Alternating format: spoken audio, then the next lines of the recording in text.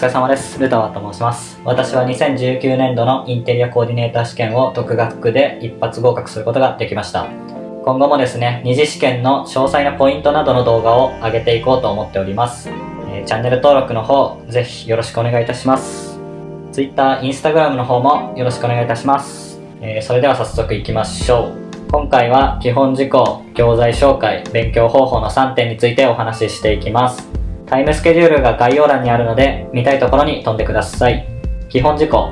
日程は2020年12月6日。事前説明が12時15分から12時30分。実施試験が12時半から15時半となっております。ということは、実施時間は3時間。よく言われる目安の配分が論文1時間、プレゼン2時間と言われております。ですので、プレゼンを長くやりたければ論文を早く仕上げる。論文に時間を使いたければ、プレゼンを早く仕上げるという風に苦手な方をカバーできるように配分していくと良いです。もちろん両方早ければ早いほどいいと思います。初めての方に説明しますと、プレゼンテーションっていうのは、平面図や立面図、断面図、家具、アイソメ図、建具表などの図面を手書きで仕上げて着彩していくものです。論文は与えられた課題に対して文章を作成していくことです。持ち込める筆記、製図用具があるんですけども、こちらについてはまた別の動画で少し説明したいと思います。色鉛筆の選択の仕方などをちょっと詳しく説明したいと思っております。続いて教材紹介。まず実際に私が使用した教材を紹介します。ハウジングエージェンシーさんよりインテリアコーディネーター二次試験過去問題徹底研究。こちらは最新10年分の過去問とカラー回答例がついております。さらに10年分の問題用紙がついているので、こちらを切り取って原本を残してコピーして練習をしました。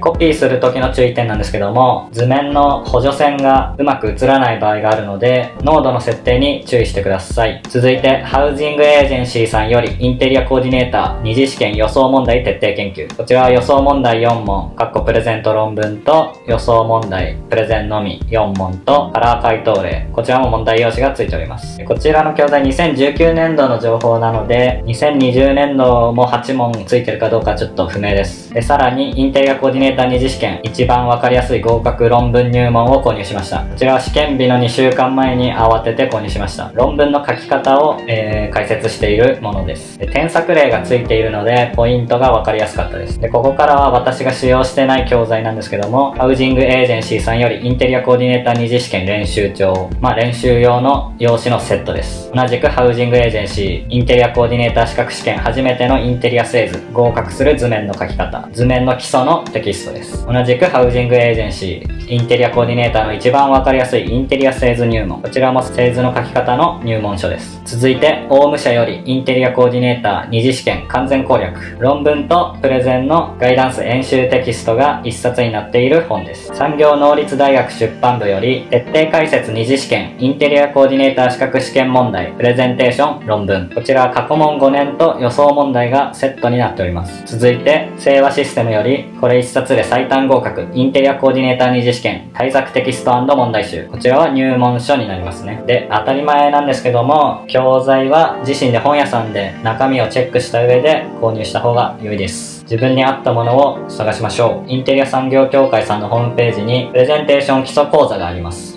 こちらは無料で色鉛筆の塗り方などの情報を提供してくれております。概要欄にリンクを貼っておきますのでチェックしてみてください。私はいきなり過去問の方から始めたので、こちらをやる時間を作れませんでした。続いて勉強方法について紹介します。あくまでも参考としてみてください。見た結果自分の方法を自分自身で見つけてください。私は手探りで進めていったので、初めからそうしようとしたわけではなく結果的にそうなったことを紹介します。ですので成功したことや失敗だったなってことがあるので、正直私の方法が正解だとは思っておりません。勉強の進め方は大きく分けて2通りだと思っております。基礎テキストなどを読んで作成手順や寸法などを理解した上で作図や論文に取り掛かる、学んでからやる方法か、過去問などをいきなり取り掛かって回答例を真似した上で手を動かした上で理解していく実践派の2通りがあると思っております。この後話しますが、私は論文は基礎テキストを読んでから実践に取り組みました。プレゼンテーションはいきなり過去問を解く形で始めました。続いて期間とどれくらい量をこなしたかなんですけども、私は試験の2ヶ月前からスタートして、途中2週間中断して、約1ヶ月半の期間で勉強を行いました。で、その際に論文とプレゼンは完全に分けて勉強しました。プレゼンは過去問題2週分20枚、予想問題 1.5 週分12枚をやりましたが、全てを最後まで書き上げてはいません。途中で色塗りを放棄したり、家具図面は書かなかったりしています。さらに最初の方は一度に全てを書き切ってないです。1時間やって次の日、1時間やって次の日っていう場合もありました。で、およそ1枚の図面に最初は3時間前後、下手したら4時間くらいかかっておりました。その後2週目くらいから2時間以内には書けるようになったという形です。論文は教材と過去問を約12枚ほどやりました。で、スタートは試験の2週間前から始めました。論文は1枚だいたい1時間くらいで書き終えてました。続いて勉強の進め方なんですけども、プレゼンテーションはうまくいったと思っていまして、もういきなりまず過去問に取り掛かり、10年分を一周しました。問題文はしっかり読んで、一応エスキスも行うんですけども、結局寸法とかを理解してないので、回答例をチラチラ見て、でほぼ丸写しをするっていう状態で一周しました。その結果、一周目を通して分析してみると、問題の出し方や傾向がまずわかります。自分に足りてない家具寸法などの知識がわかります。どのように書き進めていけばいいかっていう法律を探せます。どのくらい時間がかかるものなのかも把握できます。それを1回まとめてから2週目に入りました。続いて論文なんですけども、こちら失敗したと思っておりまして、正直なところあまり重要視してなかったので、試験2週間前から始めました。実際過去問をやってみたら全然書けませんでした。で、慌てて論文の教材を購入しました。そして教材に沿って基本ルールや言い回しポイントを押さえてから教材の演習や過去問を解いていきました。